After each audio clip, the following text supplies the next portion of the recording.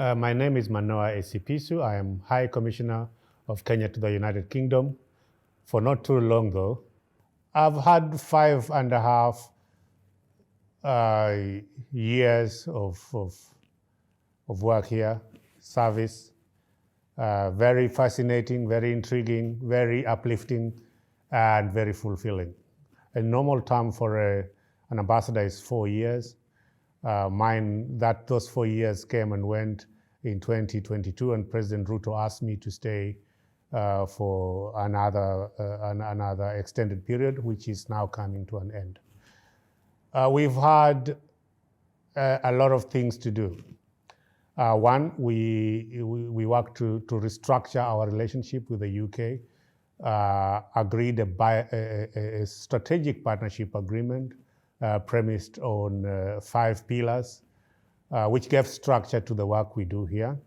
So the structures were mutual prosperity, climate change, sustainable development, security and stability, as well as innovation and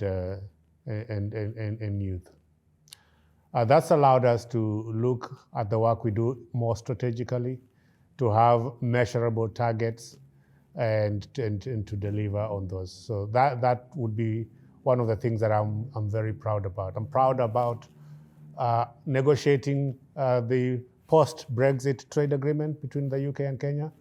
As you know, at Brexit, we faced a period of potential uncertainty over whether our goods and products would arrive in the UK market duty-free, quota-free, and we were able to get that across the finishing line with a better deal than we had before that covered pretty much everything but arms. So that's been fundamental.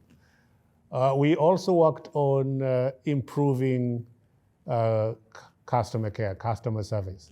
In the end, it's about people. This service is about people. Serving the Kenyan community here was a major issue earlier on when we arrived with no structure around the provision of documents. So we set up an appointment system so that Kenyans stop complaining about coming out and waiting in the streets, long queues, with no particular way to tackle them. So we made it more efficient. You make an appointment, you get served within your time slot, and you get home happier because friendlier staff, more customer focused, trained as such, and attuned to the needs of ordinary Kenyans as a service and not as people that are delivering any privileges. This job is about service. It's not about anything else. So that was very, very significant. We worked with the Department for Immigration to cut down time it takes to sort out people's documents. So we are at the optimum best we have ever been, I think. And it's not just me saying, you can talk to people out here. They will say their papers are delivered in good time. And of course, with customer service, we have had the mobile consular services, which we pioneered here in the UK, able to reach people in their towns, in their markets, in their cities. It cuts their time to come to London, which is very far, cuts on costs, delivers predictability, plus documents can arrive in their own spaces. So that's been quite massive. And then, of course, there has been the question of jobs. As you know, when President Ruto came to office, he put new emphasis on getting jobs for Kenyans abroad. We have responded to that by negotiating Kenyan slot in the Seasonal Agricultural Workers Scheme. We began off a pilot just over a year ago with 102 Kenyans recruited.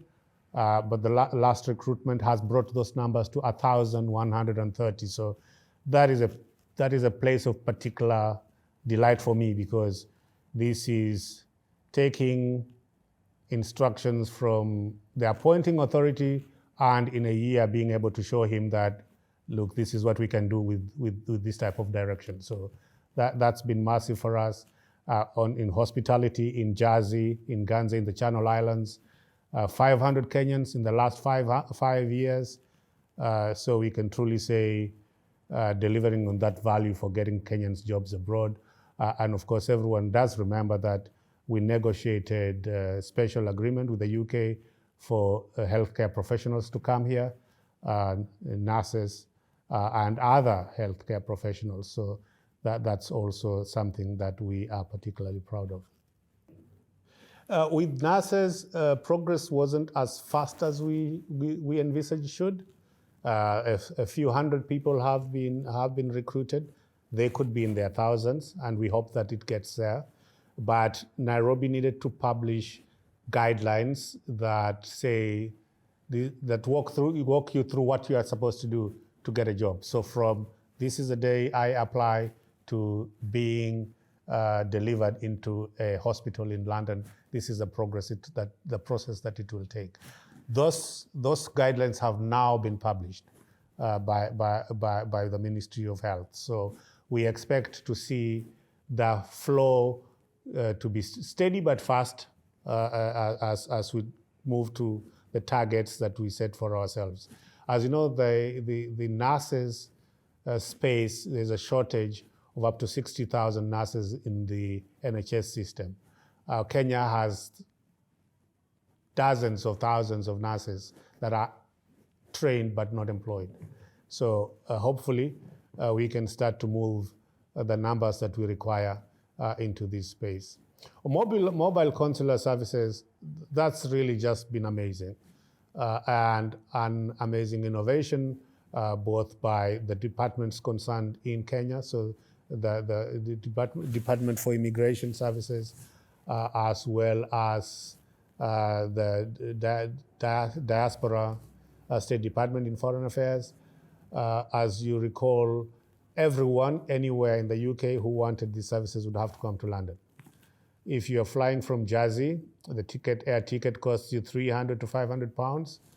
If you are coming without an appointment, it would require you plan to sleep in London, a few more £100, and to leave your job requires you take time off, because majority of people here are paid by the hour.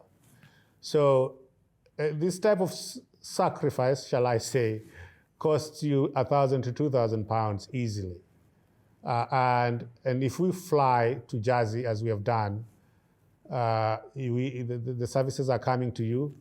You plan the time slot that you want to be in, so you are served and you leave. You go back to your work. You don't spend money on travel. You don't spend money on accommodation.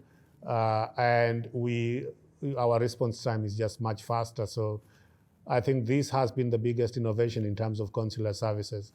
And it's really, really appreciated by the diaspora here. Yeah.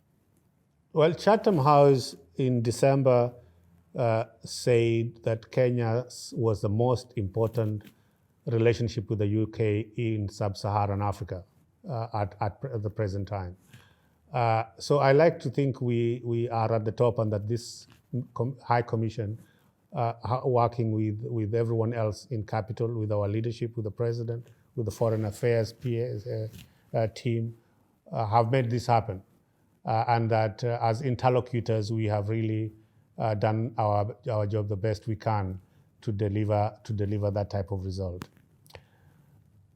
In terms of trade, first of all, I began by talking about the Kenya-UK Strategic Partnership Agreement. The Economic Partnership Agreement was really key at the time it happened because of Brexit, and so signing that was important. The second bit was COVID. COVID was a significant drawback for many areas, but in trade, we continue to push fresh produce here. Our vegetables, our fruits continue to access the UK supermarkets, and of course were favored in a bit because of travel time from other destinations became longer. So once we took the market space, we didn't cede that market space. And our marketing has been superb with our flowers, for instance, with our outreach, for instance, and with the advocacy we take with supermarkets, reminding everyone that Kenyan goods are really reliable. We deliver them on a sustainable basis, and that we can be relied upon to deliver on time and when it's needed. So, for instance, when I make my pitches, I often tell people about if you're going to have Scottish roast on your Sunday, it's going to be with Kenyan beans and potentially with Kenyan blueberries as your pudding. And that we can guarantee this will happen every Sunday if you're roasting every Sunday. That we will have our bit on that table, and it's up to the Scottish to provide their Angus beef. So this is just a cool way of doing this business, making sure that Kenyans know that these opportunities exist, that we continue to push them, and that the market here will always respond in a positive way to the abundance of product, provided that you can guarantee that that product will continue to flow in that way.